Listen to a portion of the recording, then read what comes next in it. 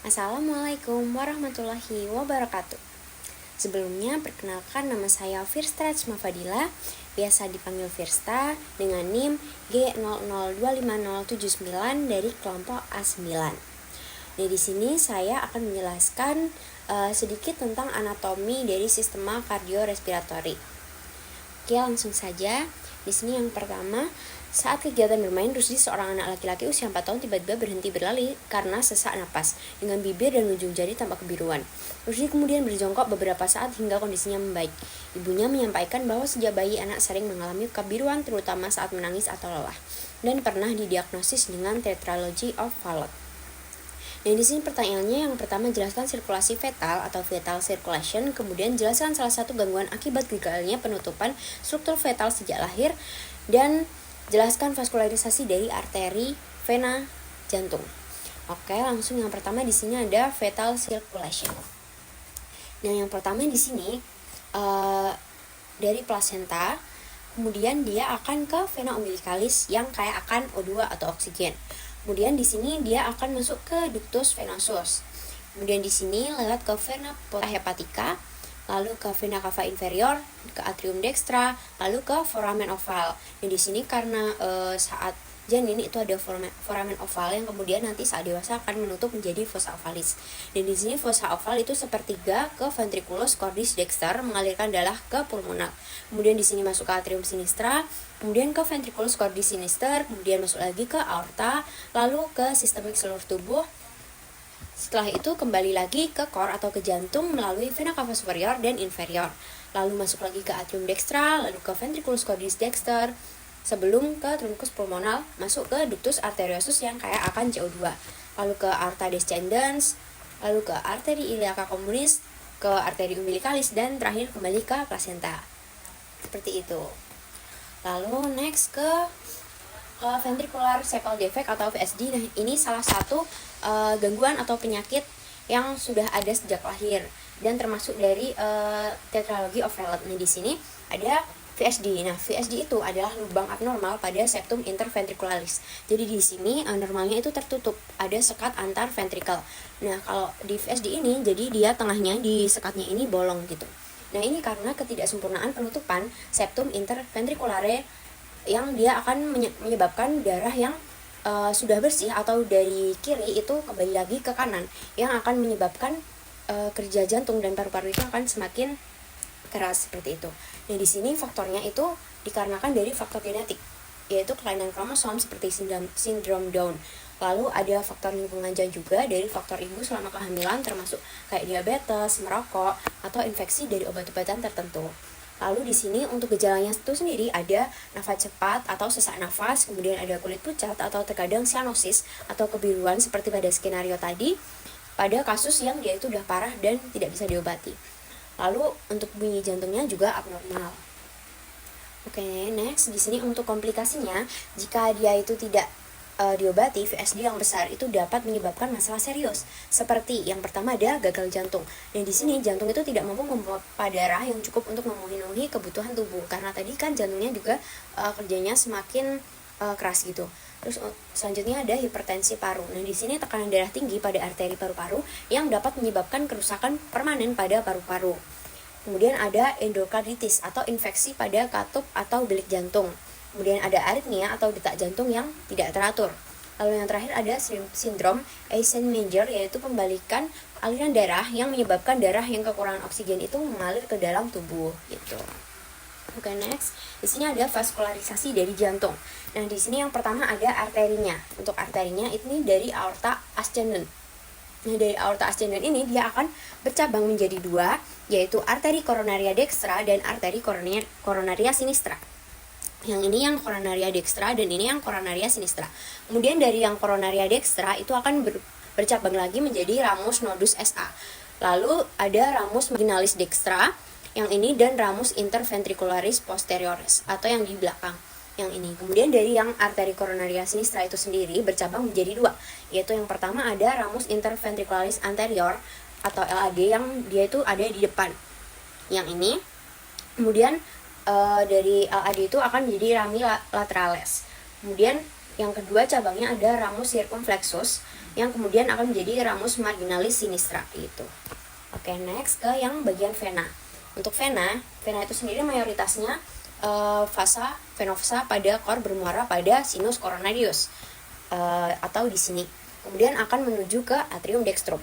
Lalu di sini ada vena cardiaca magna, kemudian ada vena cardiaca parva, kemudian vena cardiaca media, vena cardiaca posterior, dan juga vena oblix atria yang sinistra, dan vena posterior ventriculis sinistra. Sedangkan kalau vena yang cordis minimae itu akan bermuara langsung ke atrium dextrum melalui foramina venarum cavarum. Oke, next ke yang kedua. Dari sini saat musim semi, Bandi mengeluh hidung tersumbat dan berlangsung beberapa hari, disertai nyeri pada daerah pipi yang memberat saat menunduk. Ia juga merasakan lendir kental mengalir di ke tenggorokan. Pada pemeriksaan, dokter mencurigai adanya peradangan pada sinus maxillaris yang berkaitan dengan gangguan drainase di meatus nasi medius. Dari sini yang pertama, jelaskan sinus-sinus paranasal yang terdapat pada hidung beserta fungsinya.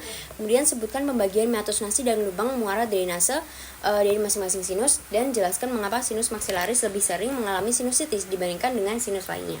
Langsung saja di sini yang pertama ada sinus paranasalis. Nah, sinus paranasalis itu sendiri dia kayak sekumpulan rongga yang ada di tulang kraniofasial yang dia akan berhubungan langsung dengan kavum nasi melalui ostium. Gitu. Nanti isinya itu dari udara pernafasan dari rongga hidung.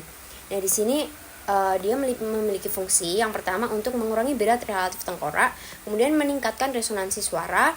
Yang ketiga, sebagai penyangga terhadap trauma wajah. Yang keempat, melindungi struktur yang sensitif dari fluktuasi suhu yang cepat di hidung, melembabkan serta menghantarkan udara inspirasi, dan juga berperan dalam pertahanan tubuh. Jadi di sini sinus paranasalis itu yang pertama ada sinus frontalis atau yang berada di os frontal. Kemudian ada selula ethmoidalis, kemudian ada sinus maxillaris, dan juga sinus sphenoidalis. Tuh, next. Nah, di sini kemudian ada meatus nasi. Nah, sebelum itu di dinding lateral kavum nasi itu memiliki 3 lengkungan tulang yang bertingkat yang dinamakan dengan konka atau yang ini. Nah, di sini ada concha nasalis superior, concha nasalis media, dan concha nasalis inferior. Nah, dari konka-konka itu akan membagi kavum nasi menjadi 4 saluran udara. Nah, ini yang disebut dengan meatus. Nah, yang paling atas itu adalah recessus sphenoethmoidalis, kemudian yang di sini ada meatus nasi superior, lalu ada meatus nasi media, dan meatus nasi inferior di paling bawah gitu. Oke, next ke muara dari sinus itu sendiri. Nah, di recessus sphenoethmoidal itu terdapat muara dari sinus sphenoidalis. Di sini kemudian ada meatus nasi superior, itu dia terdapat muara dari selula ethmoidalis posterior. Kemudian di meatus nasi media itu dia ada bangunan namanya bula ethmoidalis yang berbentuk seperti kubah. Kemudian dia itu muara dari selula ethmoidalis media, dan juga ada hiatus semilunaris atau yang berbentuk seperti setengah bulan sabit, setengah bulan gitu. Nah, dia ini melengkung di bawah bula ethmoidalis yang sebagai muara sinus maxillaris. Kemudian ada infundibulum ethmoidale yang ada di ujung anterior hiatus semilunaris. Nah, di sini sinus frontalis dan selulae ethmoidale anterior bermuara di sini setelah melewati ductus frontonasalis. Lalu ada processus uncinatus, dia di batas bawah hiatus semilunaris. Lalu di meatus nasi inferior dia terdapat muara dari ductus nasolacrimalis. Di sini ductus nasolacrimalis itu mengalirkan air mata dari saccus conjunctivalis oculi. Dan ductus tersebut berawal dari ujung inferior saccus lacrimalis pada dinding anteromedial orbita. Lalu next, di sini ada sinusitis. Nah, di sini itu kenapa kok kebanyakan sinusitis itu terjadi di sinus maxillaris? Kenapa kayak gitu? Karena di sini yang pertama ada posisi dari ostiumnya atau lubang dari drainasenya. Nah, di sinus maxillaris itu terletak di bagian atas atau superior dari rongga sinusnya. Nah, karena itu jika ada lendir atau cairan, dia itu harus naik ke atas, di mana itu berlawanan dengan gravitasi untuk bisa keluar ke rongga hidungnya. Lalu yang kedua, nah ini tadi dia itu drainasenya melawan gravitasi. Jadi berbeda dengan sinus lain yang lebih yaitu mengalir ke bawah gitu. Nah, di sinus maxillaris ini justru harus mengandalkan kerja silia atau gerakan mukosilia untuk mengeluarkan dia itu ke atas gitu. Kemudian ada hubungan erat dengan gigi rahang atas. Dan di sini akar gigi molar dan premolar atas sangat dekat dengan dasar sinus maxillaris. Nah, infeksi gigi misalnya abses itu bisa langsung menyebar ke sinus yang bisa disebut dengan sinusitis ontogenic. Nah, yang keempat ada ukuran sinus yang paling besar. Dan sinus maxillaris adalah sinus yang paling besar sehingga lebih banyak ruang untuk akumulasi sekret atau pertumbuhan bakterinya. Terus yang terakhir ada, ya ini mudah mengalami obstruksi di kompleks osteomeatal. Nah, drainase sinus maxillaris itu bergantung pada area sempit di hidung yang disebut kompleks osteomeatal. Nah, sedikit aja permukaan mukosa misalnya karena flu atau alergi itu lubangnya bisa tertutup sehingga sekretnya terjebak dan bisa terjadi infeksi tadi gitu. Oke, baik, segitu saja dari saya. Mohon maaf jika banyak kesalahan yang disengaja maupun tidak disengaja. Terima kasih. Wassalamualaikum warahmatullahi wabarakatuh.